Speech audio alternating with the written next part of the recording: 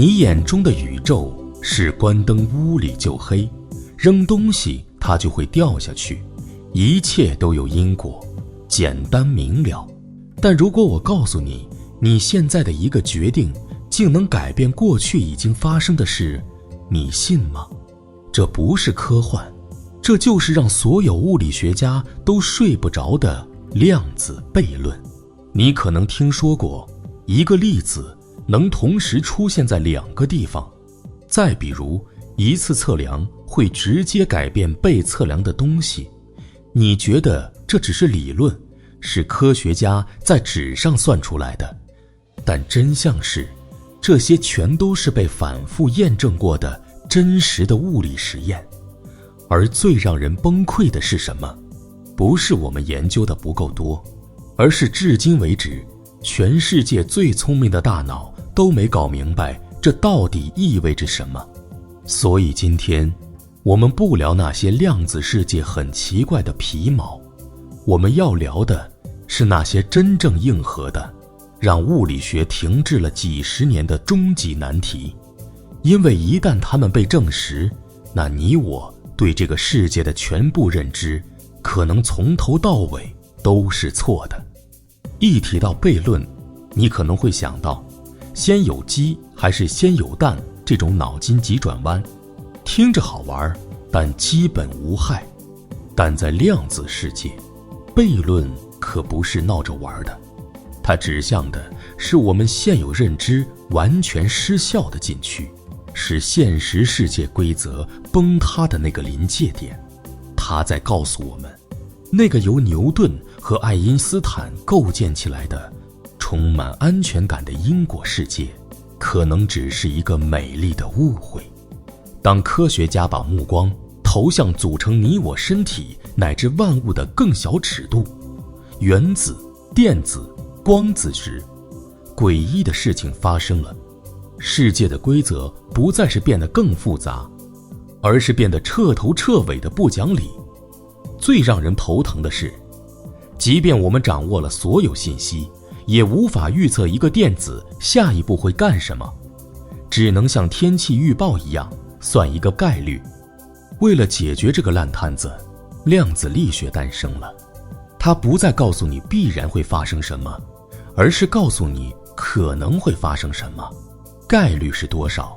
你別說，這套理論還真管用。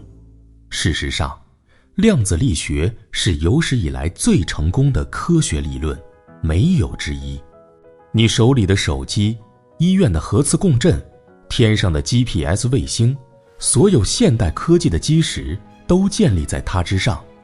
但最要命的問題也來了，儘管量子力學精準的可怕，但我们至今沒搞懂它到底意味着什麼。那些完美的公式只告訴我們粒子會做什麼，卻從不解釋粒子到底是什麼，以及它為什麼要這麼做。而當我們試圖深究為什麼時，悖論就出現了。這就好比你的手機功能一切正常，打電話、發信息都沒問題，但屏幕偶爾會閃過一些你完全無法解釋的神秘符號。你難道不想知道這些符號到底是怎麼回事嗎？量子悖論就是我們現實世界這個操作系統裡不斷閃現的神秘代碼。而所有這些代碼中，最大的一個 bug 就是測量。在量子世界裡，一個粒子在你看它之前，可以同時處於很多種狀態，這叫疊加態。但你一旦去看它、測量它，它就瞬間慫了，只給你看一個結果。這聽起來沒毛病，可問題是，究竟什麼才算一次測量？是一台機器的記錄，還是需要我們人類親眼去看？宇宙難道知道自己正在被看着嗎？就是這種模糊，引出了一系列讓人癲狂的场景。粒子好像只有在你回頭看它的時候，才決定自己要走哪條路。一個系統的狀態，竟然取決於有沒有人去觀察它。甚至一個實驗的結果會取決於你在實驗結束之後才做出的決定。重要的是，這些不是思想實驗，而是被無數次重複過的真實物理實驗。每一次的結果都在瘋狂挑戰我們對時間、空間、因果關係的所有基本認知。更讓人絕望的是，對於這一切到底該如何解釋，物理學家們自己已經吵成了一鍋粥，至今沒有一個統一的答案。有人說，我們看到的宇宙只是無數個平行世界中的一個。有人說，是我們人類的意識親手把無数種可能性变成了唯一的现實。没人知道誰是对的，就連站在人類智慧頂峰的那些物理學巨人們都感受到了深深的不安，甚至是恐懼。諾獎得主費曼直接攤牌了，沒人理解量子物理學。量子力學之父波爾說得更狠，誰要是不為量子力學感到震驚，那他就是沒搞懂。就連愛因斯坦，這個一生都在與他為敵的男人，都曾警告說，如果量子力學是對的，那就意味着物理學的終結。而薛定諤，這個親手放出怪獸的人，最後悔不當初。我不喜歡他，我後悔跟他扯上任何關係。所以，你明白了嗎？物理學家們的爭吵根本不是什麼學術之爭，這些悖論就像是我們現實大廈地基上的恐怖裂縫，你可以假裝看不見，但它就在那裡。這就是為什麼這些問題能讓他們夜不能寐，因為他們動搖的是我們對現實這個詞的全部定義。每一個悖論都是宇宙在對我們瘋狂暗示，別以為你們看懂了，你們還差得遠呢。而在所有這些讓你頭皮發麻的悖論裡，有一個堪稱萬惡之源，它就是延遲選擇量子擦除實驗。你可能沒聽過，但它就像是雙缝干涉實驗的邪惡雙胞胎，你越了解它，就越覺得後背發涼。想象一下，你發射一個光子，讓它從2條路裡選一條走。神奇的事情發生了，如果你不去看它走了哪條路，它就表現得像個波，好像同時走了2條路，然後在終點留下干涉條紋，就像水波一樣。但一旦你試圖去偷看，在路上放一個探測器，想搞清楚它到底走了哪條路，干涉條紋瞬間消失，光子立刻表現得像個規矩的粒子，老老實實地只走一條路，就好像是你的偷看行為逼着它從無數種可能性中做出了一個選擇。是不是已經夠奇怪了？別急，這只是開胃菜。真正讓你頭皮發麻的是接下來的量子擦除。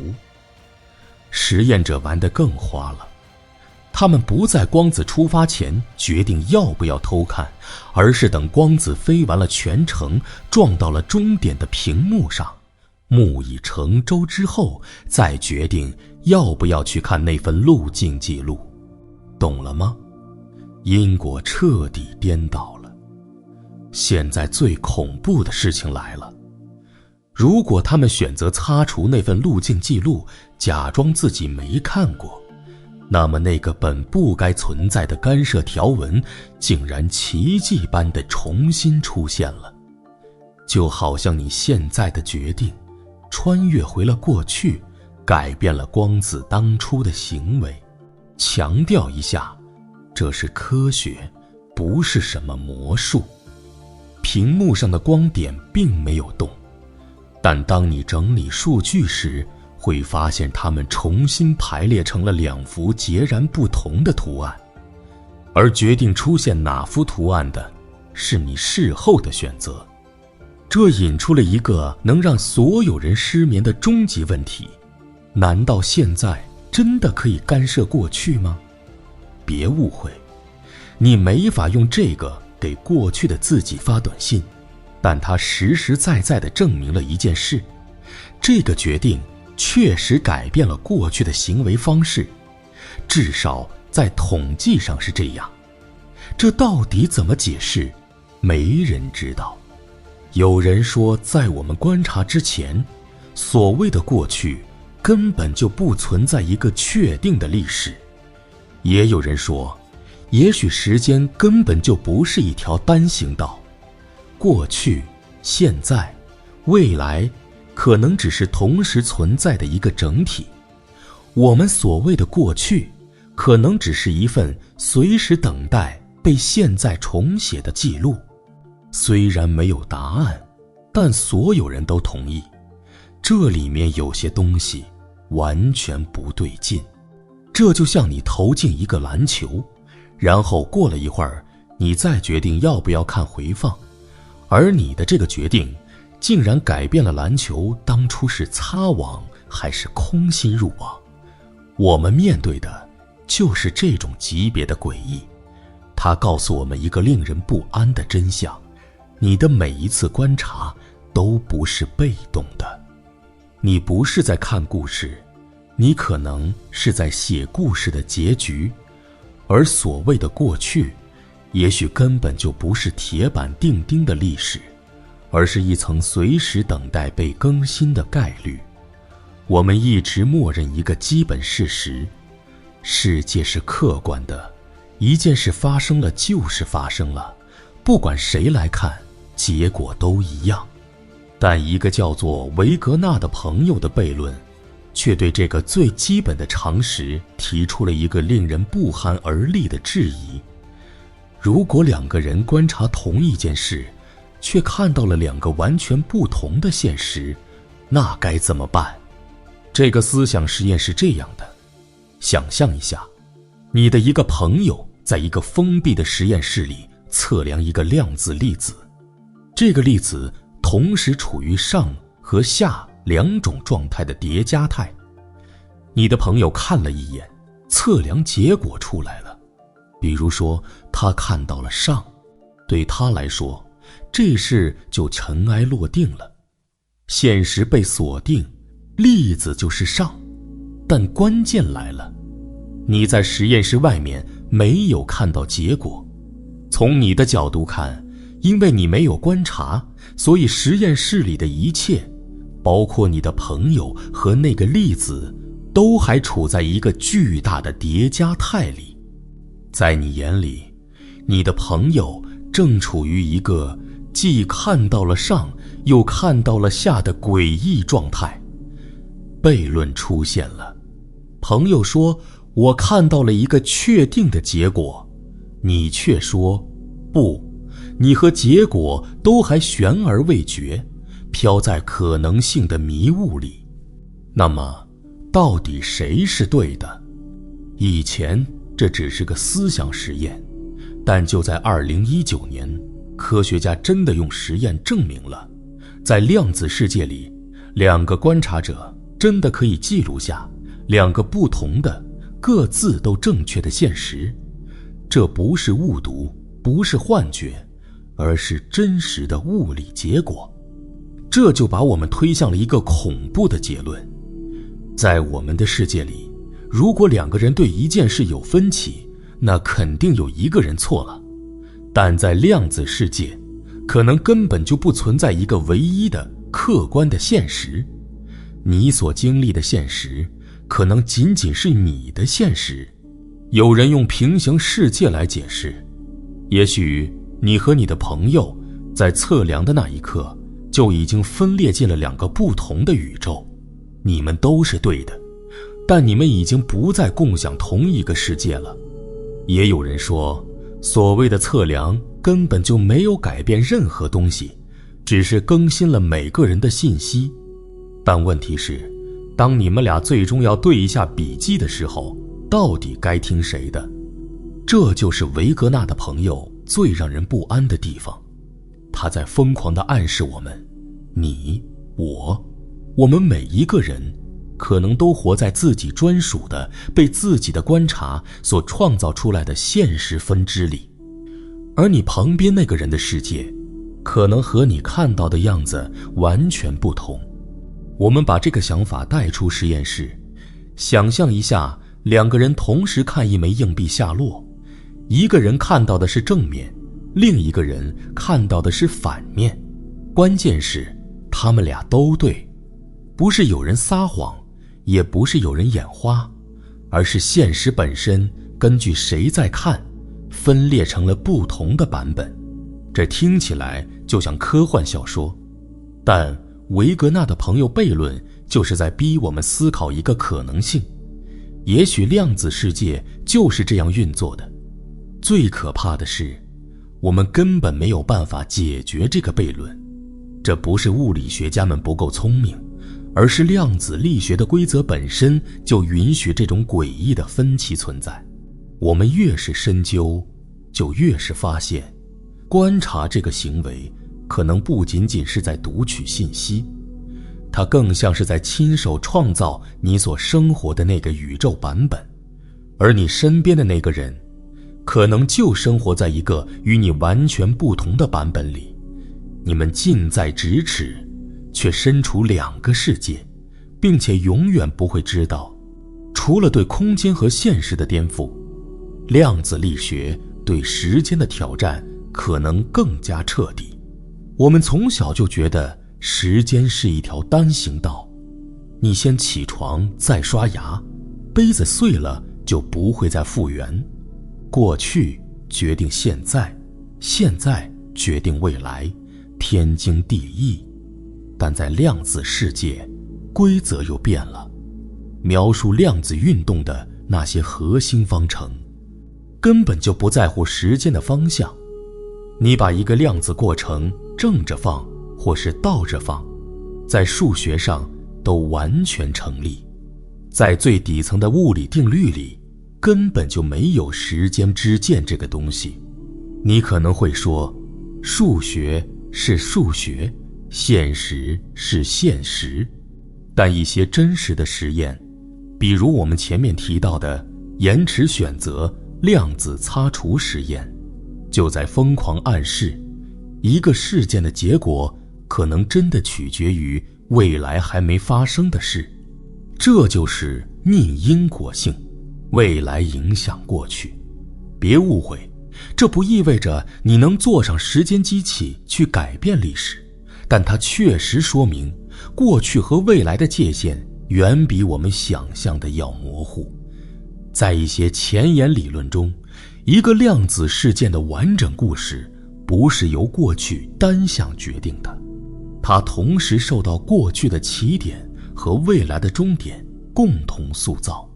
這就像一本還沒寫完的書，你必須先知道第10章的結局，才能最終確定第1章的情節到底是什麼。這種想法徹底顛覆了我們解釋世界的方式。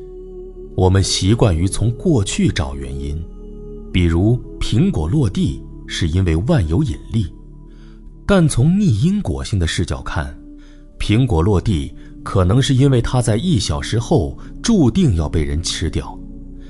這種解釋竟然也並非天方夜譚。更進一步想，如果未來真的在影響過去，那我們的自由意志又算什麼呢？你此刻做出的選擇真的是自由的嗎？還是說它只是一個早已被寫進整個時空結構裡的固定腳本？這就引出了一個更令人敬畏的概念：快宇宙。在這個模型裡，時間根本就不流逝，過去、現在、未來所有的一切都同時存在，構成一個巨大永恆不變的4維時空塊。你我的一生，從出生到死亡，都早已印刻在這個塊裡。我們感覺時間在流逝，只不過是我們的意識正在一幀一幀地經歷這個早已拍完的電影。不管你覺得這個想法是慰藉還是恐怖，有趣的是，它並不違反任何已知的物理学定律。所以，时间到底是什麼？量子力學沒有給我們答案，它只是把我們熟悉的那條安穩的時間長河變成了一個充滿迷霧的無數條道路交織的網絡。在這裡，未來可能正在悄悄地告訴我們關於過去我們不知道的一切。關於時間，科學家們至今仍在爭論，許多人還是堅信因果律只有單向道，也有人認為時間可能根本就是一種幻觉，只在我們的宏觀世界才有意義。无論答案如何，量子力學都觸及了一個比物理本身更深刻的問題：我們到底該如何體驗現實？我們太習慣於用前因後果來理解世界，但量子力學卻在不斷地告訴我們，這種線性邏輯可能只是個美麗的誤會。它沒有給我們時間機器，但卻迫使我們思考一個問題：如果時間不只是一條單行道，而是一個複雜的雙向連接的網絡，那麼除了過去在告訴我們未來的故事，未來是不是也正在悄悄地告訴我們一些關於過去的秘密？如果說量子世界对时间和空间的顛覆已經讓你足夠不安，那接下來這個現象可能會讓你徹底懷疑宇宙的底層連接方式，可能遠超我們的想象。這個現象被稱為量子偽心靈感應，它指的是兩個粒子甚至兩個人可以在没有任何信號、任何信息交換的情況下完美的協同行動，不是偶爾，是每一次。想象一個遊戲，你和朋友被關在兩個完全隔絕的房間裡，不能用任何方式聯繫。你們會同時被問一個隨機的問題，並回答是或否。規則是，你們的答案必須以某種特定的方式匹配才能獲勝。在我們的世界裡，除了作弊，你們不可能每次都贏。你們最多只能提前商量好一套策略，但總会遇到策略覆蓋不到的情況。但現在想象一下，你和朋友共享了一对糾纏的粒子，這種粒子之間存在一種超越時空的神秘連接。當你測量你的粒子時，你朋友手裡的那顆會瞬間知道結果，哪怕你們相隔整個宇宙。於是你們各自根據自己測量到的結果來回答問題。你們依然沒有交流，但當遊戲結束核對答案時，你們會發現你們贏了，每一次都贏了，完美的就像作弊一樣。這就是量子偽心靈感應遊戲的本質。真實實驗已經證明，利用量子糾纏的玩家，其勝率在數學上是任何傳統策略都無法達到的。你可能會覺得，這不就是心靈感應嗎？但它不是。整個過程沒有任何信息被傳遞，沒有任何信號超光速，它只是利用了一種讓經典邏輯徹底崩潰的宇宙底層規則。這背後的核心就是量子糾纏。當兩個粒子糾纏在一起，它們就不再是兩個獨立的個體，而是一個無法分割的整體。無論相隔多遠，它們都共享同一個命運。測量其中一個，就等於同時決定了另一個的狀態。這就是愛因斯坦當年嗤之以鼻的鬼魅般的超距作用。他至死都不願相信，但無數實驗已經證明，這種鬼魅不僅真實存在，而且比任何人想象的都更加強大。它不僅僅是奇怪，它是有用的。它迫使我們直面兩個最根本的問題：第一，宇宙真的是局域的嗎？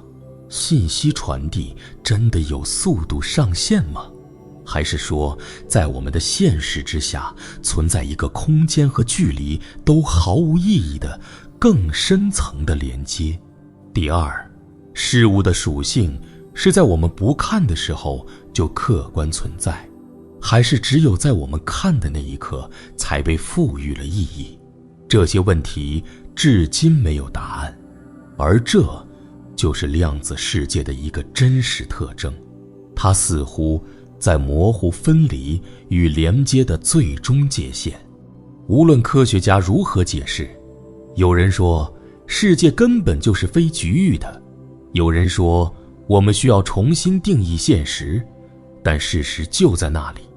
两个人可以不依靠任何交流，完美的同步行动，這看起來像心靈感應，感覺像是在打破規則，但它只是量子力學。你越是思考，就越會感到一絲寒意。如果兩個人可以如此連接，那宇宙中還有多少我們看不見的更深層的連接存在？如果說前面的悖論是在挑戰你对關係的理解，那接下來這個實驗聽起來簡直就像個冷笑話。但它挑戰的是你對存在本身的認知。想象一下，《愛麗絲夢遊仙境》裡的那隻柴郡貓，你看着它，它的身體走了一條路，但它的笑容卻飄向了另一條路，身體和笑容分開了。你可能會說，這太荒謬了。在我們世界裡，一個物體的屬性，比如一個陀螺的旋轉，是不可能和陀螺本身分開的。陀螺去哪兒，旋轉就去哪兒。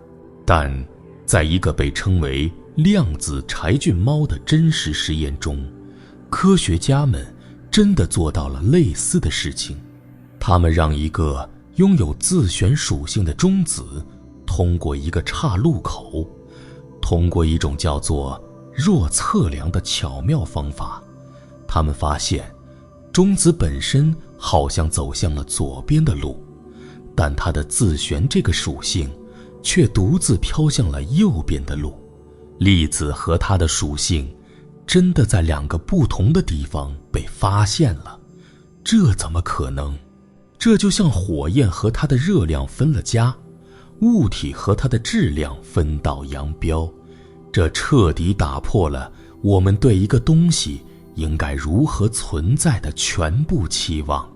這個悖論讓我們不得不面對一個根本問題：一個物體到底是什麼？一個粒子真的是一個實在的在空間中穿行的小球嗎？還是說它僅僅是一堆可以隨時解綁、各自漂流再重新組合的屬性的集合？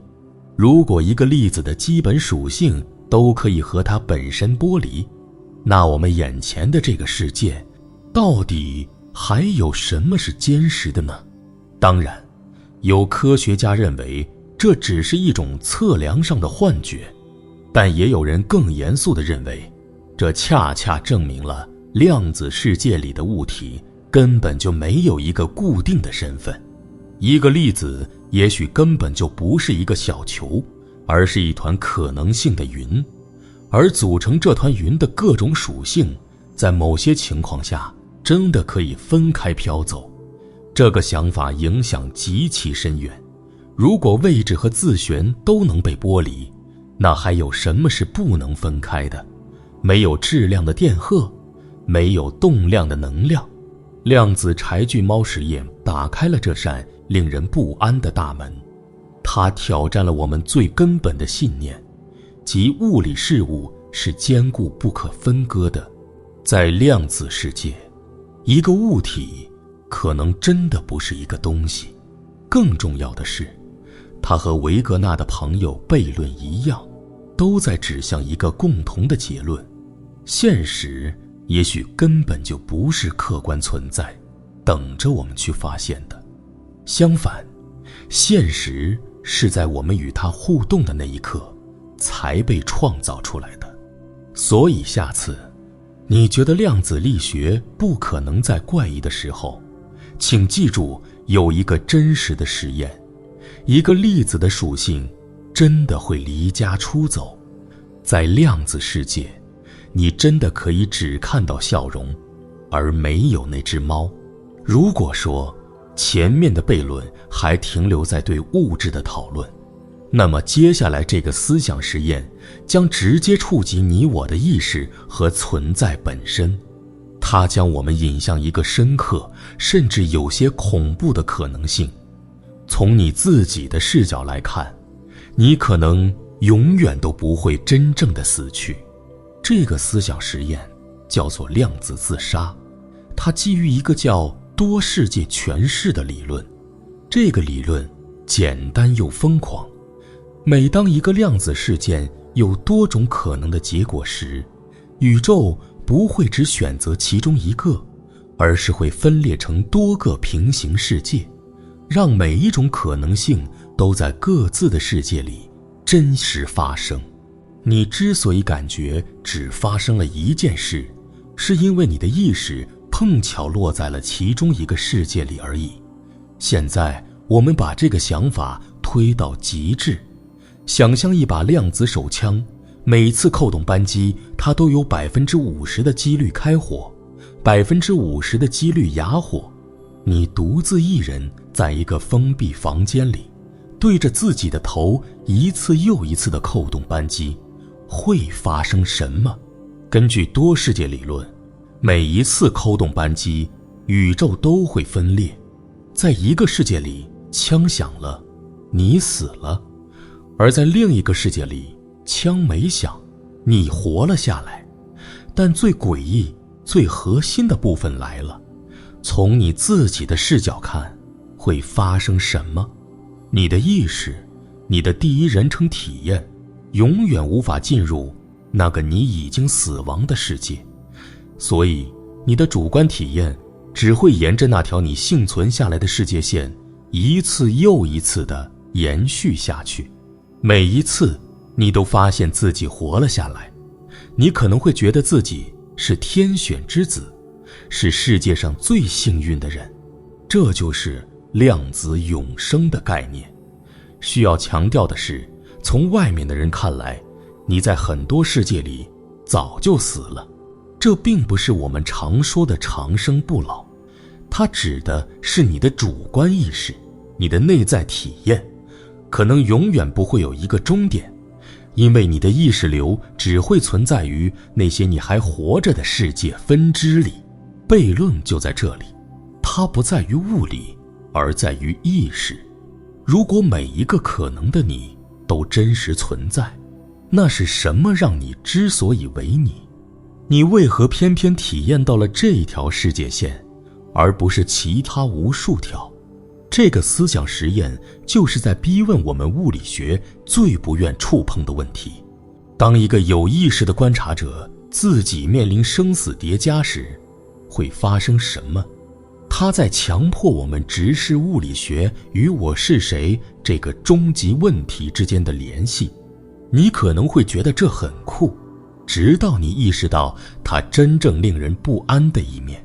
它意味着無論災難的幾率有多大，總會有一個世界你勉強活了下来。也許你是唯一的幸存者，也許你遍體鱗傷，孤獨一人，周圍的一切都已毀滅，但你的意識依然困在那裡。那不是幸運，而可能是一種永恆的詛咒。當然，這只是一種詮釋，但它打開了一扇我們從未想過的門。一旦你踏入其中，你將永遠無法回避一個問題：此時此刻正在經歷着這一切的我，會不會只是無數個我當中那個恰好幸存到現在的最幸運的版本？現在我們放眼到宇宙中最神秘的地方，也是两大物理学理論的終極戰場，那就是黑洞。在這裡，我們物理學大廈的兩根頂梁柱描述宏觀宇宙的廣義相對論，和描述微觀世界的量子力學爆發了最根本的衝突。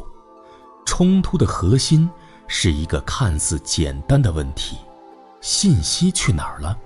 根據愛因斯坦的廣義相對論，任何東西掉進黑洞，越過事件世界那條不歸路，就等於被宇宙徹底刪除了。它的一切信息、形狀、材質、故事都會永遠消失。黑洞就像一個終極碎紙機，但量子力學的鐵律卻說信息永不磨滅，這是量子世界最底層的法則之一。如果它被打破，整個量子理論的大廈都會崩塌。那麼當你把一本寫滿故事的書扔進黑洞，廣義相對論說書沒了，故事也沒了。量子力學說書可以沒，但故事的信息必須留下。這就是黑洞信息悖論。更糟的是，霍金後來發現，黑洞會通過霍金輻射慢慢蒸發，直到最後完全消失。而這種輻射看起來就像一堆毫無意義的亂碼，根本不包含任何關於那本書的信息。那信息到底去哪兒了？如果黑洞最後消失了，信息又沒出來，那它就真的被宇宙刪除了。這意味着量子力學錯了。但如果信息真的以某種方式逃了出來，那又是如何逃出引力強大到連光都無法逃脫的黑洞的？這意味着廣義相對論錯了，兩大理論必有一個是錯的，或者至少是不完整的。科學家們提出了各種瘋狂的猜想來解決這個矛盾。有人說，信息可能被編碼在黑洞的二維表面上，就像全息圖一樣，全息原理。也有人說，任何掉進去的東西都會撞上一堵火牆，根本進不去，火牆悖論。每一種解釋都在試圖修復這個漏洞的同時，製造了新的問題。這個悖論之所以如此重要，是因為它不僅僅是關於黑洞，它是一個路標，指向了我們物理學認知的盡頭。它在告訴我們，想要真正理解宇宙，我們就必須找到一個能將廣義相對論和量子力學統一起來的更深層的理論。而這個終極理論很可能就藏在所有量子悖論的核心，那個最簡單也最無解的問題裡。這個問題就是測量。你可能會覺得奇怪，所有這一切詭異現象的根源竟然會是測量這麼一個簡單的行為。沒錯，在量子世界裡，在你看一個粒子之前，它沒有一個確定的狀態，它像一團迷霧，同時處在所有可能性的疊加態中。但是就在你看它的那一瞬間，砰的一聲，所有的可能性都消失了，波函數坍縮了，它只給你留下一個確定的現實的結果。不是你發現了它在那裡，而是你的看迫使它出現在了那裡。問題就出在這裡，量子力學的所有公式都無法解釋這個坍縮到底是怎麼發生的。到底什麼才算一次測量？是一台冰冷的機器，還是必須有一個像你我一樣的有意識的觀察者？那個從概率雲到現實的驚險一躍，到底是在哪個環節因為什麼而發生的？沒人知道。這就是懸而未決了近1個世紀的測量問題。為了解釋這令人不安的測量問題，物理學家們提出了許多不同的詮釋，每一種都像一扇通往不同現實的大門。最經典的哥本哈根詮釋認為，一個量子系統在被觀察之前確實沒有確定的屬性，是測量這個行為導致了坍縮，但它始終沒有清晰的定義究竟什麼才算是一次測量。後來更加大膽的多世界詮釋提出，波函數其實從未探索，相反，每一種可能性都真實地發生了，只是宇宙在每一個節點都分裂成了不同的分支。我們之所以感覺只發生了一件事，是因為我們的意識恰好在其中一個分支裡延續。還有一些理論，比如退相干，試圖從環境互動的角度來解釋。他認為，當量子系統與龐大的外部世界接觸時，就會自然而然地失去其量子特性。但這依然沒有回答那個最核心的問題：為什麼在我們眼中，最終只有一個結果成為了真實？最後，甚至有觀點認為，意識本身在這個過程中扮演了關鍵角色。一個系統只有在被一個有意識的心靈觀察時，才會從無數種可能性中選擇一個成為現實。儘管這聽起來過於哲學，但因為它觸及了那個為何現實只在被觀察時才變得確定的難題，所以始終縈繞在物理學的上空。但無論你選擇哪一種解釋，那個根本性的問題依然懸而未決。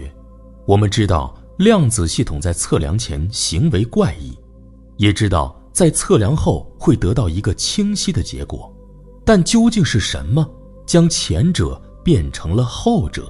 這個問題之所以如此重要，因為它早已超越了技術細節，直接關係到我們該如何定義現實。這個世界是在我們不看的時候就已然固定在那裡，還是說現實本身是一個只有在被觀察時才被完成的過程？在經典物理學中，觀察者永遠是置身事外的旁觀者，但在量子力學裡，觀察者與被觀察的系統之間的界限變得前所未有的模糊。你與一個粒子互動的行為本身就徹底改變了它是什麼，這從根本上動搖了科學一直以來所依賴的客觀性。這就是為什麼許多物理學家會認為量子力學可能是不完整的，並非因為它的數學錯了，它的數學運作得極其出色，而是因為它只給出了精準的預測，卻沒有給出底層的原因。它描述了我們將看到什麼，卻沒有解釋我們為何會看到它。至此，在經歷了一個又一個悖論之後，我們不難發現一個共同的模式：從挑戰時間的量子擦除，到挑戰現實客觀性的維格纳的朋友；從揭示超距连接的量子糾纏，到模糊物體邊界的柴郡貓，再到關乎意識存續的量子自殺和讓两大基石理論對立的黑洞信息悖論。每一個悖論都像一個路標，儘管指向不同的方向，但最終都匯集到了同一個令人不安的終點。我們对現實的理解依舊是不完整的。量子力學不是科學的一個偏僻角落，它是我們理解宇宙的基石，并且它確實有效。但每當我們追問它背後真正的含義時，就會陷入無法回答的困境。我們手中的這份宇宙藍圖雖然精準，但可能缺少了最關鍵的那一部分：為什麼？而這個為什麼的缺失，影響的早已不只是物理學本身，它關乎我們如何看待自己的存在。我們是生活在一個獨立於我們而存在的、遵循固定法則的世界裡，還是說我們本身就在某種層面上參與並塑造了我們所處的這個現實？也許牛頓的機械宇宙、愛因斯坦的幾何宇宙都只是我們認知階梯上的一级。量子力學給了我們一個概率性的世界，而下一步可能需要我們去理解某種更加抽象的，甚至无法用现有語言去描述的本質。這正是悖論的價值所在，它們不是理論的缺陷，而是指引我們前進的燈塔，標記着我們已知世界的邊界。歷史上每一次物理學的偉大革命，都源於对一個悖論的深刻思考。所以，我們或許正再次站在這樣一個偉大變革的邊緣，在迷霧的背後，可能正等待着一個全新的理論，一個能將所有這些奇異的碎片、時間、空間、糾纏、觀察者和諧地統一起來的答案。但在那一天到來之前，我們只能帶着一個運作的極其完美，卻又充滿疑問的模型繼續前行。這些關於現實、身份、觀察與時間的問題，或許科學本身暫時無法給予最終解答，而這也許就是最誠實的終點。不是帶着答案，而是帶着更深的敬畏與覺知。無論我們已經學到了多少，我們依然在凝視着那片深邃的未知，依然在追尋那個觸手可及卻又遙不可及的真相，也依然在試圖弄清楚我們眼前的這個宇宙究竟是它本來的樣子，還是說它僅僅是在回應我們正在觀看着它的这個事實。